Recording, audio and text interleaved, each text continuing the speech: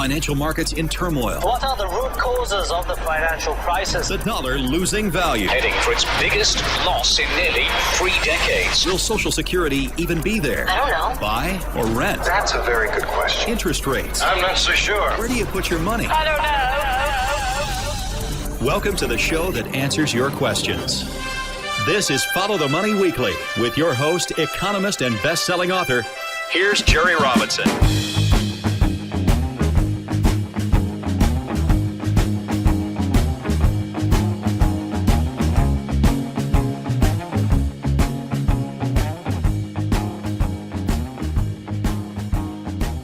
Well, friends, welcome to you all around the world. Welcome to Follow the Money Radio. So grateful to have you here along for the ride. My name is Jerry Robinson, as you just heard. So grateful to have you here. We're going to be talking about a few things today that I think you'll find interesting. First, we're going to talk about the sell in May and go away strategy, that 6-month switching strategy, which we refer to it as. Also, the Stock Traders Almanac refers to it the same way. We'll talk about how that could potentially impact the market. It's difficult to say because we're in such a strange environment here with the stock market, with all of the fiscal and monetary stimulus that has been pushed out into the economy. I mean, how would you expect the market really to break down here, because you know that the Federal Reserve is just standing ready to push even more money into the system. So we have a little bit of moral hazard going on right now. And so we're going to talk about what this might mean. Should we expect that the sell in May and go away crowd is really going to arrive in full force this year, given everything that we see? We'll talk about that a little bit and what that might mean for the market. We're also going to be joined by my very good friend and financial advisor, been a long-time financial advisor, Mike Mitchell. Mike Mitchell has been advising clients on retirement and financial planning for 48 years, nearly 5 decades now. He's just a wealth of information. I always enjoy talking to Mike. And today, he's going to be answering a listener question we received from one of you about what to do with an old 401k when one retires. So stick around for that as well.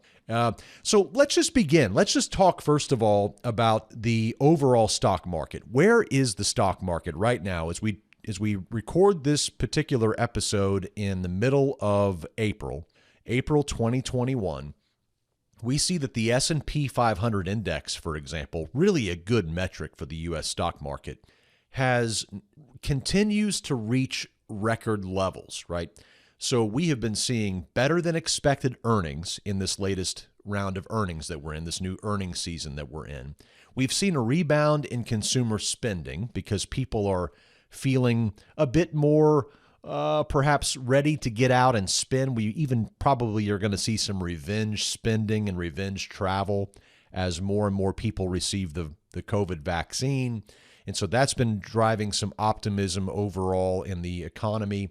And then, of course, as I mentioned, you have these historically loose fiscal and monetary policies. I mean, quite frankly, irresponsible, right? I mean, really irresponsible policies. Now, some people would say, well, what are you going to do? I mean, you don't really have a choice. Well, that's the irony, I think, of the whole thing, is that there never is a choice when it comes to these kinds of things, is there? The only other choice that you have is to grin and bear it, right? Is to literally just let capitalism work, let free market capitalism work. And that means not doing anything, letting the market, or the economy kind of flush out the ones who weren't prepared. But that's not something that's allowed in this quote unquote free market economy, is it? You can't have that. So the Fed pumps in fresh money, and Washington spends like drunken sailors. And it's not as if we're going to pick on this one episode of economic history. I mean, this is the way that Washington deals with all of its problems, right? Is there a problem in the economy? We'll cut the interest rate. That's what the Fed does.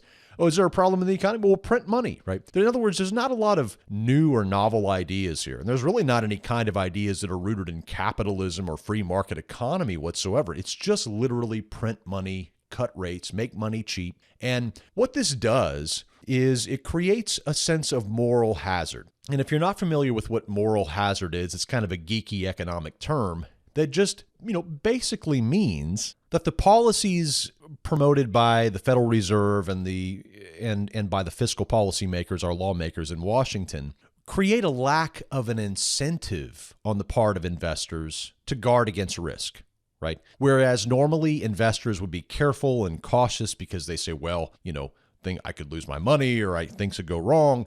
Well, when the Fed kind of steps in and begins to prop up the stock market with funny money and lowers interest rates, to unnaturally, artificially low levels, and then that's followed up by the lawmakers in Washington, handing out checks to individuals, what that creates is a sense of moral hazard, kind of like a can't lose kind of situation where you feel as if literally the risk, that normal risk that's normally in the market, kind of feels like it's gone away. Now, is that true? Are we really living in a time where we don't have to worry about market risk because of the Fed and Washington lawmakers, pumping out all of this money? Well, maybe temporarily the risk seems to have waned, but in reality, we know that it's never different this time on Wall Street. And so we have a lot of moral hazard going on. And that's why we see so many bubbles, being blown around not only here in the United States, but around the world. I mean, look at some of the different bubbles that we see in the stock market. Look at the bubbles that we see even in the cryptocurrency market and some of these other things. I mean, it's really getting pretty nuts. Even the housing market is just kind of because you have so much money in the system and you have such low rates. Money is so cheap that, and plus you have this moral hazard where people feel like they can't lose. And so it's just a difficult time, I think, for people who want to be reasonable, and want to be rational. You really have to kind of abandon some of that in this environment. And sadly, it's not going to end any different than any of the other episodes in history have, right? But when you look at the stock market now, this is not to say that the market is going to crash. I'm not saying that the market is everything's going to end tomorrow. I'm not saying those kinds of things. I'm simply saying that we've been in this kind of situation before, and we know how this sugar high rush tends to end, right? So we need to have our guard up, even though others may not. We need to be smart and be good stewards of our capital that we have and just be aware that things are not different this time and that things are we're going to have to pay back all this debt. They're going to have to unwind all of this money printing at some point. They're going to have to raise rates back to natural levels at some point, right? They're going to have to do that. But when you look at the stock market right now, for example, the S&P 500 just notched its fourth consecutive positive week. It just, as did the Dow Jones. And the S&P 500 index closed last Friday, around 4185, just after recently crossing above the 4,000 level for the very first time. Now, we've also seen some positive consumer sentiment data. If you look at the consumer sentiment index, that rose to a one-year high this month. And retail sales are also showing signs of improvement. I kind of hinted at the fact that we do see many people getting back out and spending money, even though we do have so many economic problems here in the United States and many people facing hardships. Overall, we're starting to see a de-thawing, if you will, of some of the greater problems that we had seen earlier in 2020. And if you look at maybe even the earnings season for Q1, what we're seeing is the big U.S. banks reporting monster profits. I mean, record profits in the first quarter, which is also helping generally lift stock prices, right? And then you've also had these 10-year U.S. Treasury yields and 30-year Treasury yields that have been putting pressure upon especially tech stocks because they use that 10-year yield to compute future values or valuations of companies. And so what happens is that whenever that 10-year yield rises, it puts pressure on stock valuations. So we saw tech stocks generally, fall as we saw a surge in interest rates. Those interest rates, by the way, have started to calm down a little bit. And we've also seen the dollar kind of fall a little bit as well, which has given a little bit of relief to things like gold and silver, but certainly other commodities as well. So with all that said, and I want to get into a few other things. I want to talk about stock market sectors. I want to talk about market breadth and things like that. In fact, that's one of the things that I want to bring up right now is the fact that we are seeing extreme levels of what we call market breadth. And what that basically means is just the number of stocks that are advancing versus the number of stocks that are declining. That's a measurement that you can take of the U.S. stock market. Of course, you can look at prices. Of course, you can look at volume.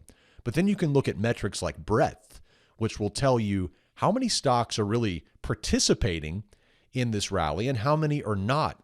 And, the S&P 500 has been locked in a major uptrend for some time now. Well, we call trends here. Whenever we see a new major uptrend, we issue it to our members. Whenever we see a new downtrend, we issue that to our members.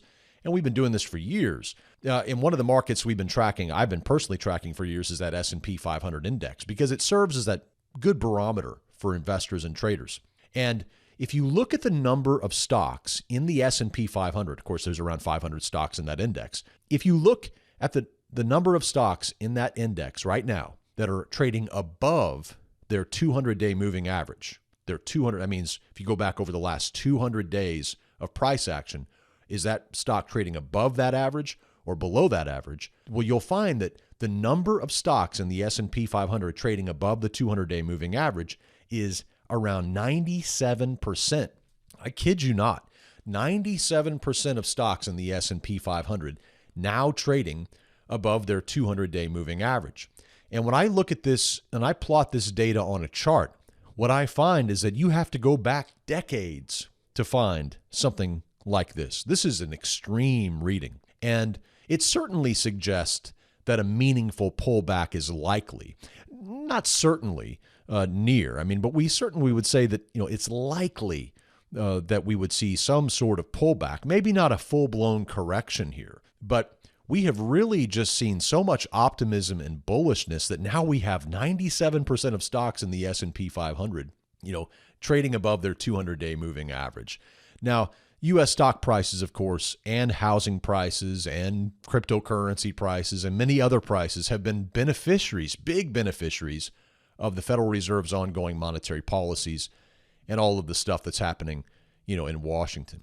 Now, we don't know where the market is going to go. That's one of the things we've been saying for years here. We make no bones about it. We don't have a crystal ball. If we ever did, it's broken, right? So we're not predicting what's going to happen here. We don't know, but we can look at metrics. We can look at price. We can look at volume, and we can say, okay, we're in an unusual place here for sure. So undoubtedly, we're in a very unusual place. Now, what makes this interesting right now is the fact that we are just about a week or two away from that old adage in the stock market known as sell in May and go away. This is something that was popularized, in fact, by the Stock Traders Almanac. Yale Hirsch was the founder of the Stock Traders Almanac, and his son, Jeffrey Hirsch, who is a friend of the show, by the way.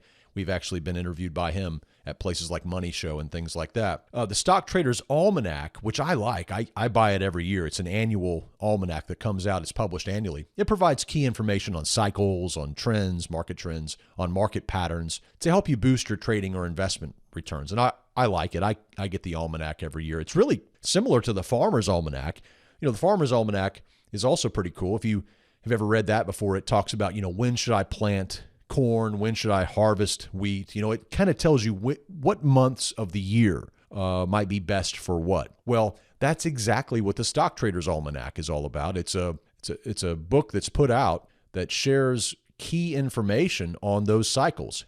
How have stocks done in January? How have stocks done historically in February and March and April? And so it gives you some sort of historical data that you can use. And one of the most powerful things that the Stock Traders Almanac points out, and that is just kind of well known on Wall Street, is this concept of selling in May and going away.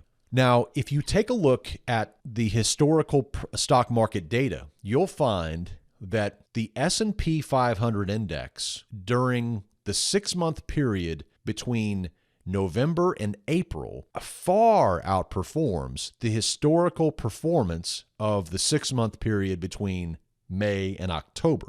Now, I'll just give you a few examples here. Here's some data from LPL Research and FactSet that shows that the 6-month returns from the S&P 500, if you look from 1950, the year 1950, all the way out to 2018, if you look at that period there, and you look at the average return during November to April, that best 6-month strategy, you'll find that the average return for the S&P 500 during those months every year from 1950 to 2018 is around 7%, about 7%. So that's not bad, right?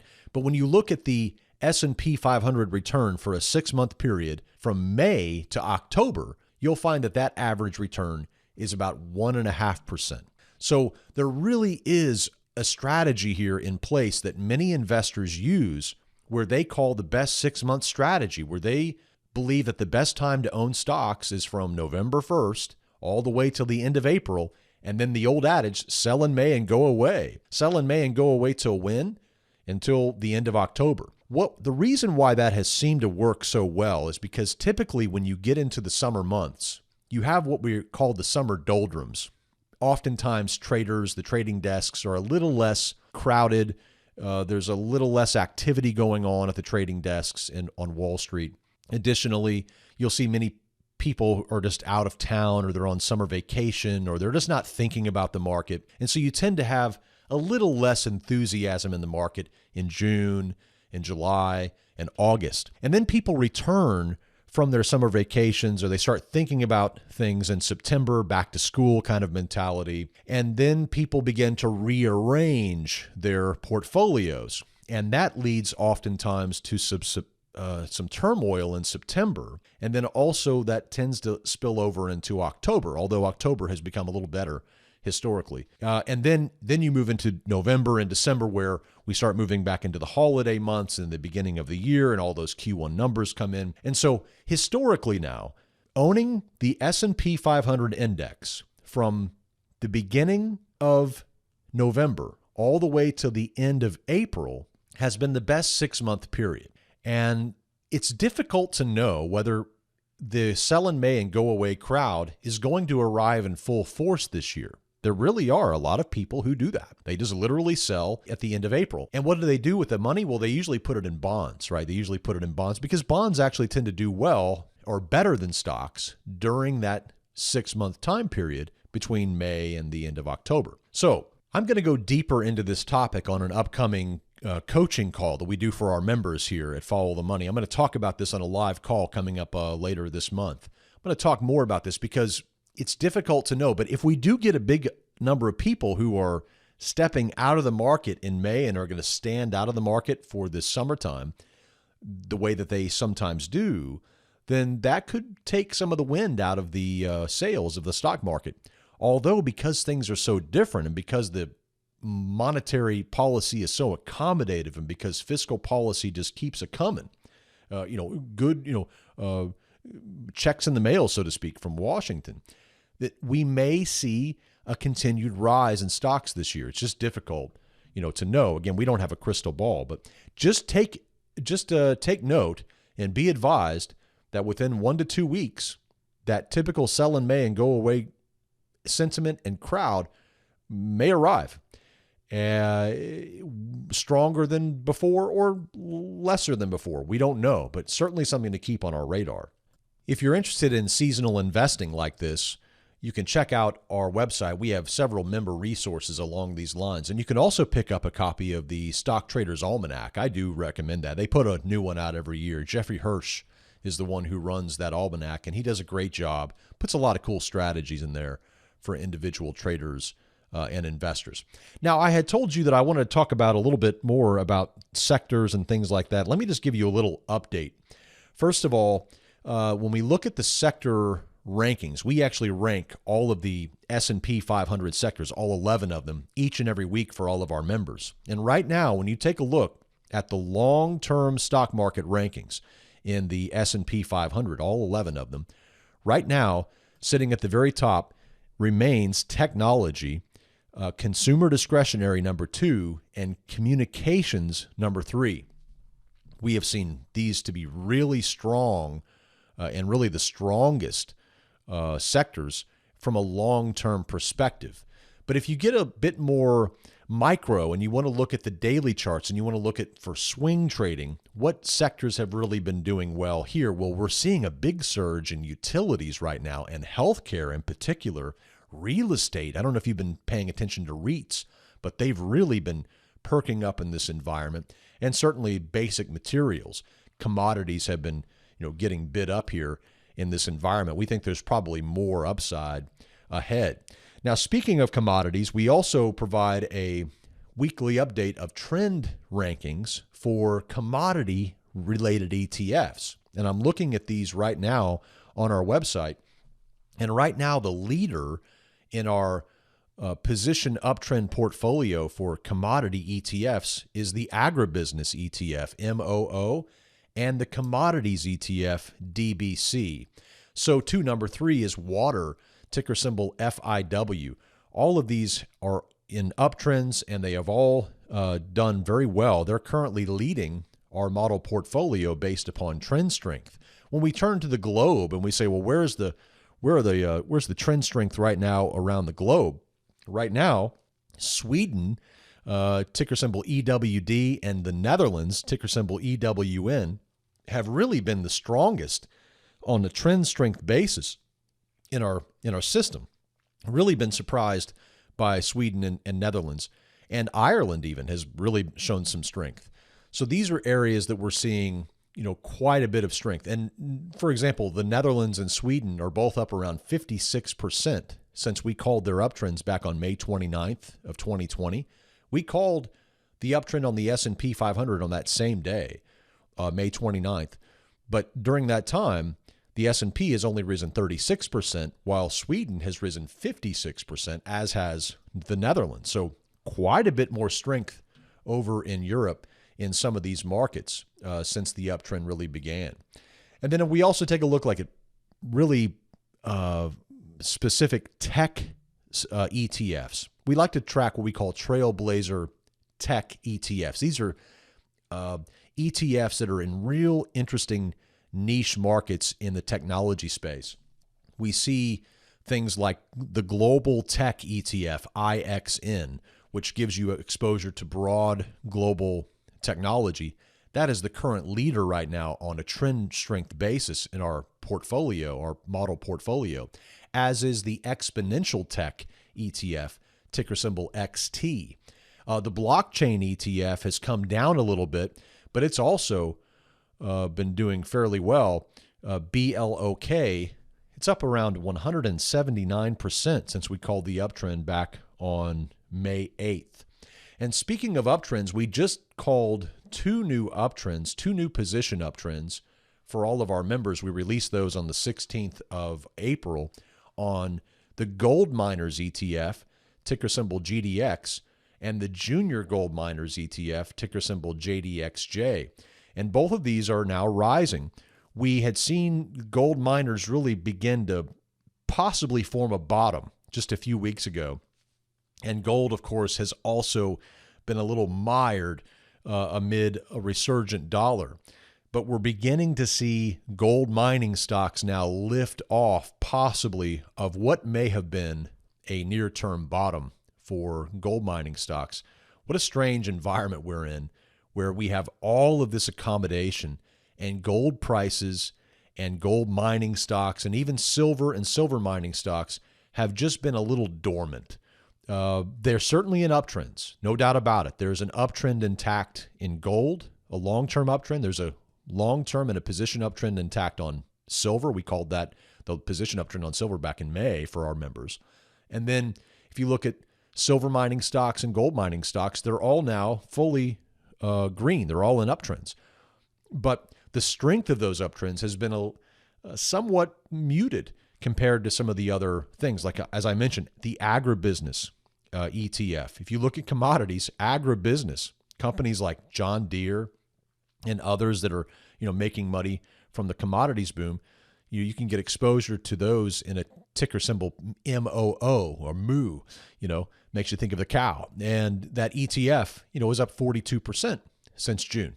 If you look at, say, something like even the rare earth metals ETF, ticker symbol REMX, it's up 134% since May when we called the uptrend. Or lithium, which is up, ticker symbol LIT, which is up around 130% since we called the uptrend in May. So there's been plenty of big uptrends. Gold and silver miners have not seen those kinds of gains. Silver miners are up about 42% since we called the uptrend. Silver is up about 60% since we called the uptrend.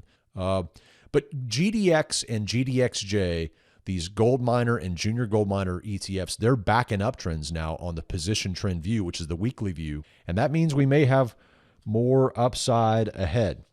So difficult to know. Are we going to see a sudden move to the downside in stocks once we move into May, as those who typically sell in May and go away arrive?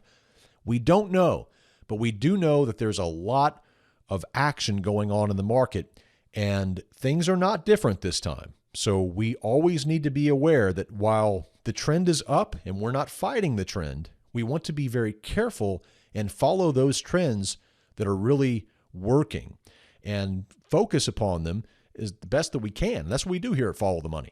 Try to keep our members in the know, to keep them on the right side of the trend. All right, well, on the other side of this break, I'm going to be joined by Mike Mitchell. He's going to be here to answer a listener question about what to do with a 401k when one retires. We'll be right back on the other side of this break. Hold tight.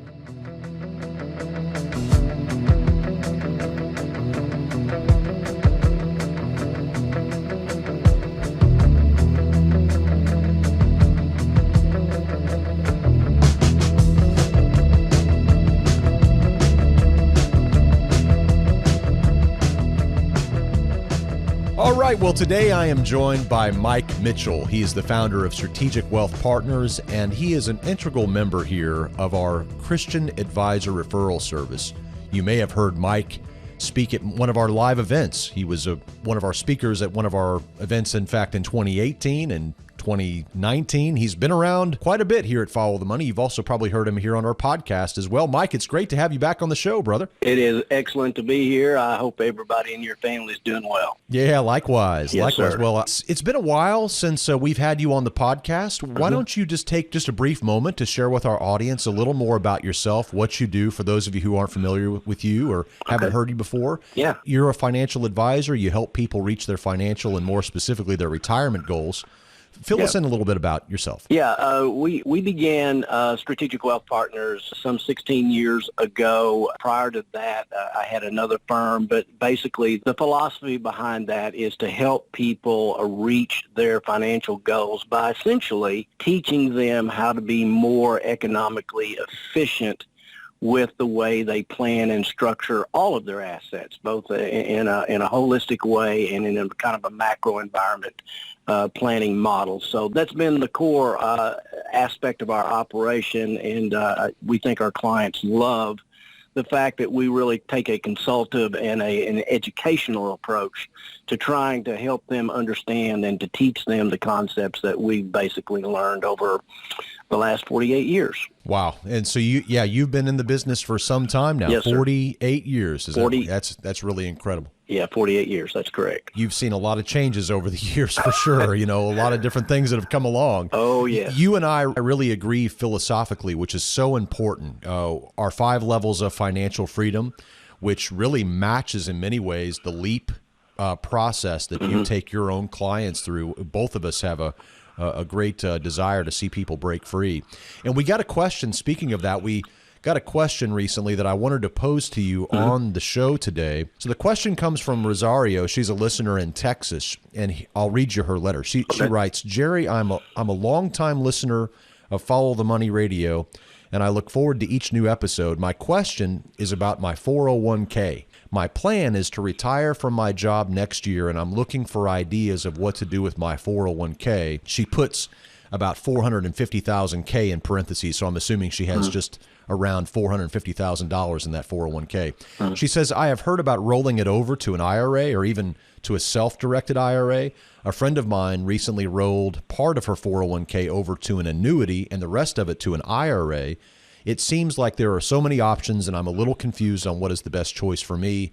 Do you have any ideas? Thanks, Rosario. So, Mike, can you give Rosario some wisdom on what her options are? Obviously, you don't have all of her financial x-ray in front of you, but just what are her options? Somebody out there who has a 401k getting ready to retire, what are some options here? Well, what I would say in this particular instance, it would really kind of depend on a couple of things. And there is a little bit of confusion in just the way she worded her question and related what her fellow colleague did. You can roll your money from a 401k into an IRA, self-directed IRA. Those are both interchangeable terms, but you can actually have an annuity that's in an IRA. And they're not separate entities. It's just you have an IRA, which is a qualified account per the Internal Revenue Code rules for keeping money that's been in a 401k and under a tax shelter from being taxed when you move it after having retired or left your company. So you can move your money to an IRA account. Within that IRA account, it can actually be in an annuity itself, or it can be in a fixed account, or it can actually be in an investment account if you choose. But as long as it's in the IRA, it's going to keep a tax shelter in place. The other thing that I would say is regarding when she needs to start income from her qualified assets and what is her need for income going to be? What is her need for potentially health issues that might arise as she goes into her retirement years? Those are really important questions, and attach that to a really good discussion about what is her risk profile. Those are very important items to talk about with regard to her plans for rolling her money from her 401k. But it's a great thing to do because it allows her to move the money, manage it herself, and get it in an environment where there are no taxes resulting from that move. And that would be the place she could certainly start looking at. Yeah, the 401k, of course, that tax shelter where the money is. And so when you retire, technically that money just stays there, doesn't it, Mike? It stays there until you do something with it. That's correct. If you don't take action to move the money to your own IRA account, then it's going to stay with your previous employer, part of their 401k plan, and whatever determinations the custodian of that plan and the sponsor of that plan, which is your previous employer, are going to make decisions about that, and you may not have much input with regard to that. So that's why we typically recommend to our clients, whenever they retire, whenever they leave the employment of the company, they certainly need to look to moving that money into an IRA account that they have control over. And I think that's a very important thing. Do you work with people who might want to self-direct part of their IRA, and how would that work?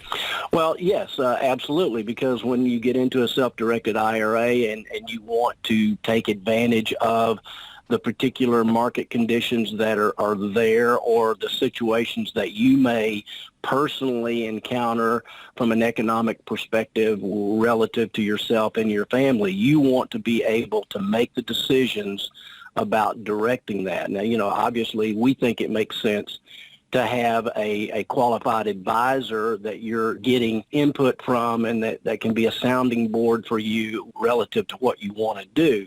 But you being able to make those decisions and direct those decisions toward your qualified monies that are going to follow you into your retirement years, I think is a very important thing to do. So powerful. Folks, I talk about the importance all the time about having a financial advisor, somebody who can provide a financial x-ray of your situation so that you can have a money guy. You can have someone to bounce ideas off of as you grow in your retirement plan, you grow in your investment accounts. You need somebody to help you along the way.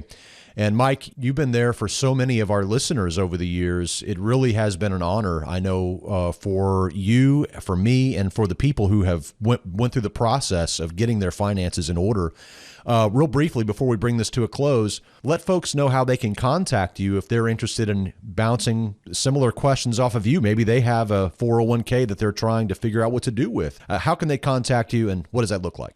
Certainly a good way to reach us is just to reach out through calling our toll-free number and that would be an excellent way to connect with us, and we follow up on all of those inquiries, and of course our opportunity that we've had with working with your organization and the Christian Advisor Referral System has been just great. We've got lots of good friends that we've developed over the years just from being connected through Follow the Money. So that would be the best way to reach out to us. Well, you can reach out to Mike Mitchell at 833-370-0777, and you can reach out to him if you have a question. He's more than happy to help you. Been an advisor now for nearly 50 years, Mike. I really do appreciate your really sound approach and the fact that you've been doing this for so long and you've helped so many people. Thank you for taking time to spend with us today. It was a pleasure, Jerry, and I appreciate you reaching out and look forward to visiting with you and anybody that we can help that's part of the broadcast.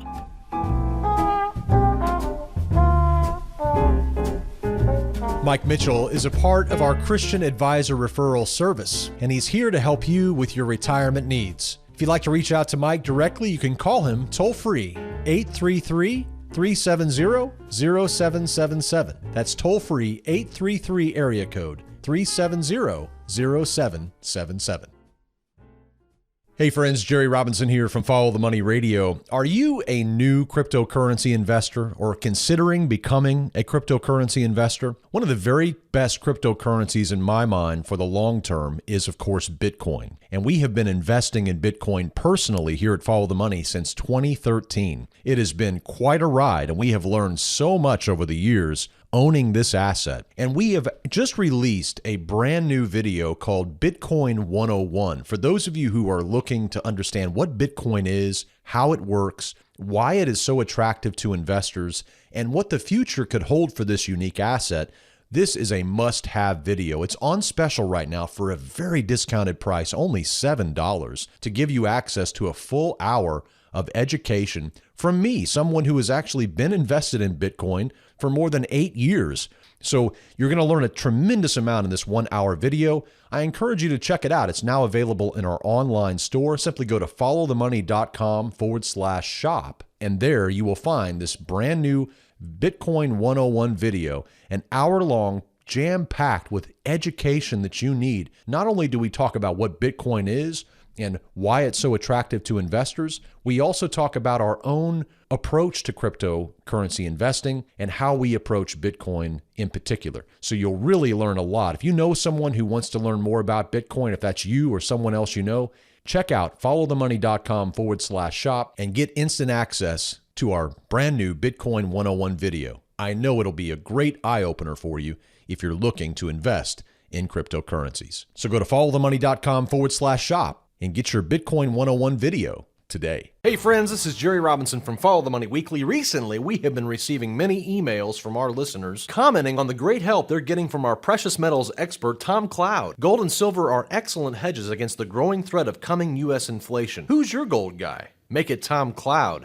With over 30 years experience with precious metals, Tom will answer all of your questions. Don't buy your gold and silver through some call center and pay inflated prices. Call my good friend Tom Cloud and speak directly with him and get all of your questions answered. For a limited time, Tom is offering free shipping and insurance on every gold and silver purchase made by our listeners. Call 800-247-2812. And when you do, tell him that Jerry Robinson from Follow the Money Weekly sent you, and he'll throw in that free shipping and insurance on your entire order. Call your gold guy, Tom Cloud, right now for the very best deals on gold and silver coins. 800-247-2812. That is 800-247-2812.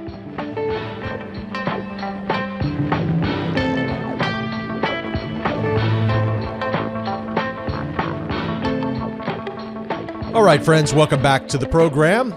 Moving into one of our final segments here, and we're going to begin a new segment on this podcast called the Follow the Money Book Club. And in essence, what we're going to be doing is just reading. I'll be reading a part of a book that I like, that I've read, and that I want to share with you. And of course, I'll tell you the title in case you want to go and get a copy of the book. And appropriately, we will begin with my own book, Bankruptcy of Our Nation. So this week, I will read you a selection from the book Bankruptcy of Our Nation, Your Financial Survival Guide, written by myself.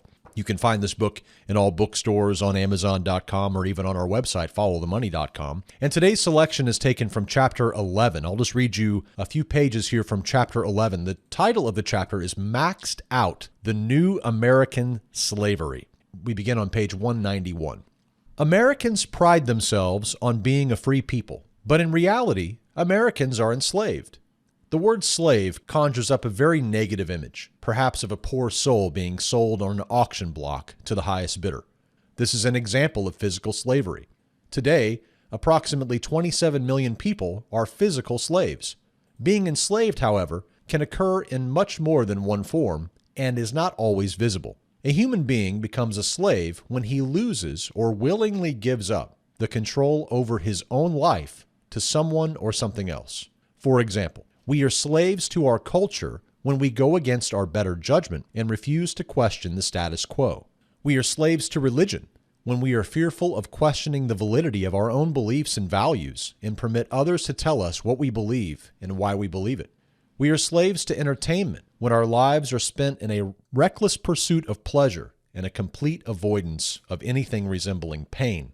We are slaves to our politics when we adopt political persuasions based upon our culture, the media, or other persuasive individuals or groups, instead of from our own convictions. We are slaves to a paycheck when we feel trapped in a job that pays us just enough to survive, but not enough to ever break free financially. We are slaves to money when the pursuit of it becomes our primary obsession. We are slaves to consumerism when the clever marketing messages concocted by corporations and the media dictate our appetites and spending patterns, which then trap us in a vain search for an increased amount of self-worth through the purchase of mere objects. And we are slaves to debt when we sabotage our own financial futures in order to obey the commands of our corporate masters through overconsumption with borrowed money. I would suggest that each of us can identify with at least one of the above forms of slavery. Given the fact that our nation has a debt-based monetary system, it should be no surprise that one of the largest forms of enslavement in America today is debt slavery. America's consumer debt levels have skyrocketed over the last several decades as corporations and the credit industry have worked hard to convince the entire collective culture that the buy now, pay later mentality will bring them happiness. Today, America's public education system churns out tens of thousands of young adults without ever providing them with even a basic financial education, leaving financial literacy rates among young adults at dismally low levels. The corporations in the credit industry, which are acutely aware of this education gap, have stepped in to become America's financial educators. Unfortunately, their noxious brand of financial education involves teaching people how to become consumers, not producers. Through the media, American consumers are encouraged to take on massive debts in order to enrich corporations in the credit industry. Meanwhile, our elected leaders in Washington are the perfect model of the buy now, pay later mentality, having accumulated well over $15 trillion in debt and adding another $1 trillion in debt every year. Sadly, even those Americans who have been able to avoid becoming enslaved to debt are not debt-free. Becoming debt-free in America is a complete illusion. In truth, you and your children are ultimately responsible for the debts incurred by Washington's financial excesses. The debt that the American government owes is yours. You are America. The Congress and the Senate are not spending monopoly money to drop bombs in foreign lands and to bail out the rich. They are borrowing it from others with you as the cosigner. Washington's frivolous spending is done with the checkbook of the U.S. citizenry. Think about it. How can you be free and at the same time be a citizen of the greatest debtor nation in world history? And likewise, how can a man be free if he owes money on everything that he owns? U.S. President John Adams said there are two ways to conquer and enslave a nation. One is by the sword, the other is by debt. At the very foundation of America's economic problems lies a profoundly flawed assumption that our present level of consumption and economic growth must always be the absolute minimum. Just watch how Americans react when gas prices increase. It is as if they believe that their economy should not be touched by basic supply and demand concerns. This illusion, which should have been annihilated in the wake of the 2008 financial crisis, continues to plague our nation's financial psyche. Today, millions of Americans blame others for their own personal financial woes, while still falsely believing that they have no need to change course in their personal financial lives because everything will all just work itself out in the end. Millions of others falsely believe that America will remain the world's sole superpower in the 21st century and that foreign nations will always want to lend money to America. Others falsely believe that by getting a good education and then a good job, they can build a secure financial future. Some Americans become outraged when there is an inevitable increase in the cost of living without understanding that inflation will only continue to increase under our fiat monetary system. Others even falsely believe that U.S. inflation rates and interest rates will never get out of control. Some Americans believe that tax rates should always remain low, that the stock market will always go up in the long run, that the grocery stores will always be stocked full of food, and that gasoline prices should always be cheap. It is time to wake up from the illusion. Our nation's grand experiment with a debt-based monetary system is nearing its end. The collapse that will result will only be made worse by a massive population that lives in denial of reality. And again, that is the book Bankruptcy of Our Nation. I am the author of this book, and I'm reading from chapter 11, specifically page 191 through 194. You can pick up a copy of Bankruptcy of Our Nation. It's filled with many different topics and that are very helpful, I think, for people who are looking to break free financially. You can find it again on our website, followthemoney.com, or on amazon.com, or in fine bookstores everywhere.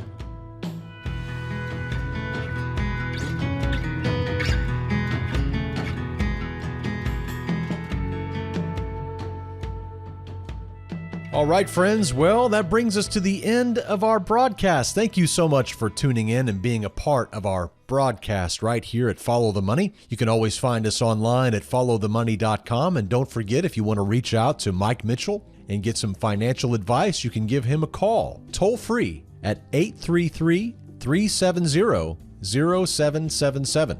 And if you're interested in becoming a premium member here at Follow the Money, we'd love to have you. You can learn more about our plans and pricing online at followthemoney.com/join. And as always, I like to leave you with a final word. This time, it's a quote by the German poet and playwright Johann Wolfgang von Goethe, who said, "None are more hopelessly enslaved than those who falsely believe they are free." And that's just something to think about. Remember, friends, when you want the truth about the global economy, just follow the money. Have a safe and prosperous week, and we'll see you right back here next time. Until then, God bless.